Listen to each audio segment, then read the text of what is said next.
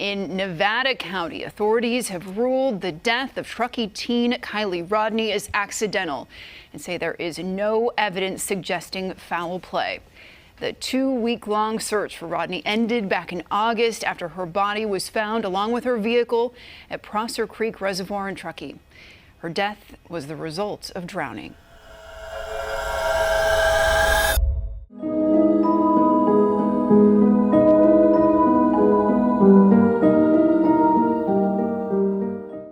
So I think right about now, there's going to be two kinds of people, and that's those that by this stage, they are thinking that, look, we've now got the outcome that we knew was right.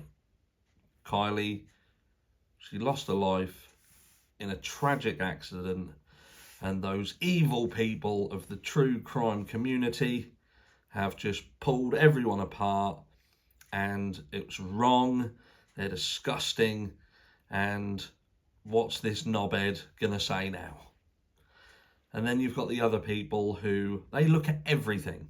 They look at the bigger picture, they take everything into consideration, and their main focus is getting justice for the individual who has been hurt or has lost their life. And in this video, we're going to be looking at the red flags of Truckee. The things that I feel that, look, yes, so law enforcement have come out and they've said that this was a tragic accident. There's no, evidence of foul play. No evidence of foul play. I think that if anybody can turn around at this stage and say there is no evidence of foul play, then you've either not been paying attention or you are purposefully choosing to ignore things that do point to this was more than simply an accident that nobody should be held accountable for. And look, I know it's difficult to say that in the event that someone has lost their life, that someone should be held accountable, because people will say, look, people have been through enough, the family have been through enough, the friends have been through enough. But let's not forget that regardless of how it happened, now whether there was direct foul play, whether it was indeed an accident, there is accountability here. And it might not be palatable to hear that. It might not be popular opinion, but it was avoidable. Kiely's death was avoidable. Even in the event of a tragic accident, it was completely avoidable. All it would have taken was for Mum to have put things in place to protect her daughter fully. And I'm sorry for those who feel that I'm bad for pulling that up, but it's a fact. And for the friends to be friends, to have cared enough to think, we need to put Kiely in an Uber. She's not going to make it home. Sammy knew that Kiely was going to drive. She knew that. And rather than convince a friend not to contact Kiely's mum and explain what was going on, or force Kiely to get a lift, or stay with her, she walked away. And again, that's if we believe what's been said and used as the conclusion.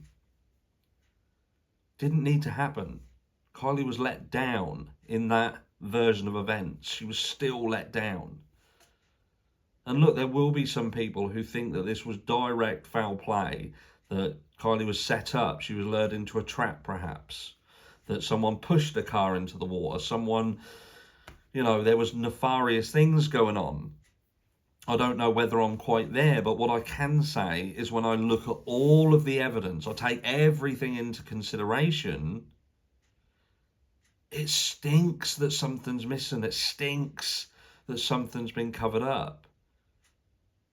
Is it possible that Kiely did indeed have a reaction to a drug? Did she pass out?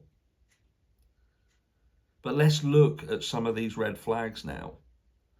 So we look right back to the beginning, before Kiely was even found. And I've said this before and I'll say it again. Before Kiely was found, the people around her, her friends, they were pushing the fact that they felt that Kiely had been abducted. They went on to say how many people were at the party, that there was people they didn't know, there was older people there, that they were pushing the things they were pushing, the narcotics. And Sammy had said that she felt that Kiely had not made it home, she'd been taken by somebody. Now, when you take these things into consideration and match them with what they said later after Kiely was found, you have to now make a decision. And you have to make a decision on whether the kids, like Sammy, were being purposefully deceptive in the fact that they weren't at that stage willing to say she was drunk, she was planning to drive, I weren't going to get in the car with her, and we feel there's a good possibility that she could have driven into the water. I've said this before, and I'll say it again. Common sense led much of us to believe that Kiely would be found in the water. Find a car, find her. And you know, I've said it before, those of you who have been around. But they weren't saying that. They were very strongly pushing the abduction narrative. Now, in other cases, like Summer Wells, those narratives were pushed, and we were saying, and were happy to say, that that was being said in order to divert attention from what could have potentially been ground zero, where something happened. So why don't we think that that's the same in this case? Who knows? But then we look at Kiely's mum's reaction to it all. The statements that she made about minding our own business, there being honour in silence. Now that is giving a nod that there is knowledge between them and they're not going to say anything because it's none of our business. And you match that up with how she is behaving around Sammy, and you think to yourself, what is going on there? Again, I'm just talking about how it looks. It looks like there is a relationship between them that has been born from something. Now, could it have been just born from the tragedy of Kiely losing her life?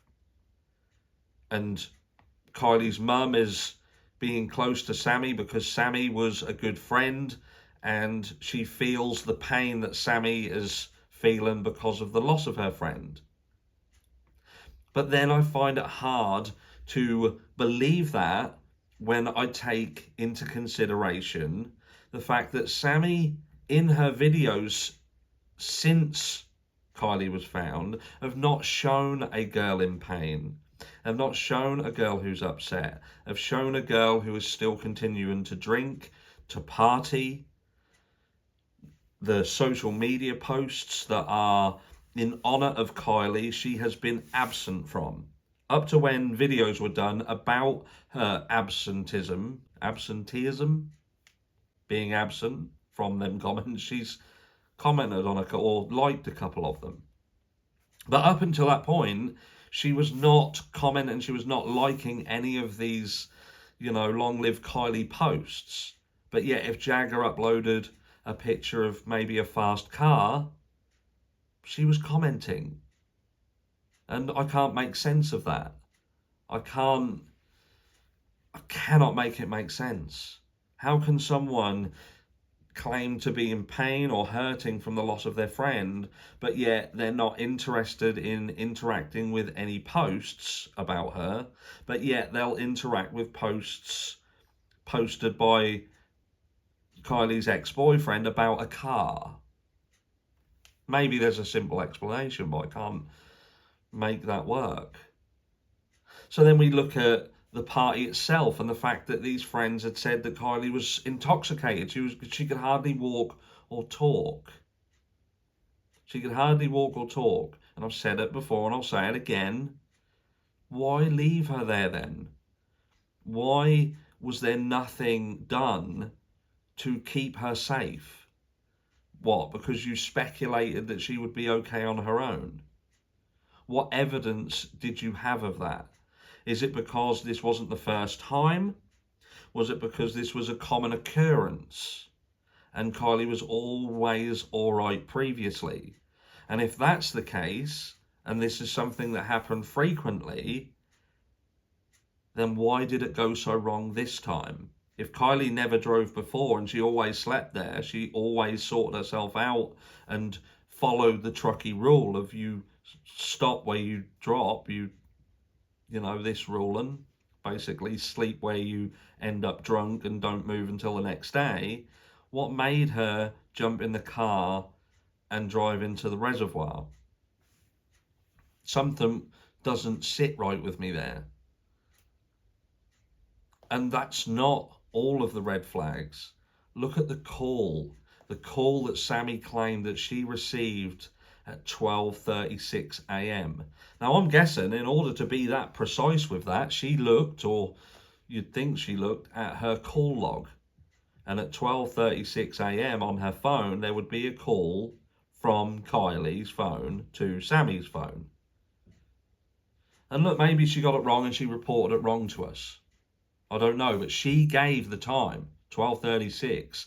Elsa reiterated that time in her timeline. But if we're to believe the fire cam footage, Kiely's vehicle's in the water then. So how did Kiely's phone contact Sammy's phone approximately 2 minutes after the car entered the water? So indeed, the red flag is, did that call happen or did it not? Is the time wrong? Is it not? Because if Sammy's phone has a call from Kiely's phone and the timestamp on that call is indeed what they said it was, then I ask, who made the call? Who had Kiely's phone? Or if we believe this is an accident and Kiely drove herself into the reservoir, then was it someone impersonating Kiely? Again, this hasn't been answered. Same as the tow truck situation. That hasn't been answered. And I'm not going to go in depth with that because we've covered that to death. But there is a red flag because we still have not heard or seen anybody come forward to say that it was them who interacted with Nick. We've heard nothing to say that that was a different day. And we have heard confirmation from Nick's partner that it was indeed after the party that Nick was interacting with whoever he interacted with, because it was her father's birthday on that day. So she obviously remembers what day that was. And then the fire cam footage itself. The fire cam footage shows the activity around this party, and it's not matching what the kids claimed. The volume of people, the volume of cars. There is activity around the waterfront of cars going backwards and forwards, seemingly looking as if they are approaching the area that Kiely's vehicle went in the water. It does. It's on camera. And people will deny until the cows come home. You know, I've heard some ludicrous statements in order to try and support the accident theory. Now, these people who support the accident theory, they're saying that we're making ludicrous statements to try and support the fact that there was more to this. The autopsy report, the weight difference. I've heard a creator with nearly 100,000 subscribers make a statement surrounding the weight disparity in the autopsy report and pairing that up with a corpse that's been in a coffin for 1,000 years. What? And we're the crazy ones. The lung weights, They are out, and they're out massively. And people might turn around and say about the decomposition, but yet Nick was able, when he found Kiely, to identify her. He was able to do it, and it was said early on that the decomposition wasn't that bad.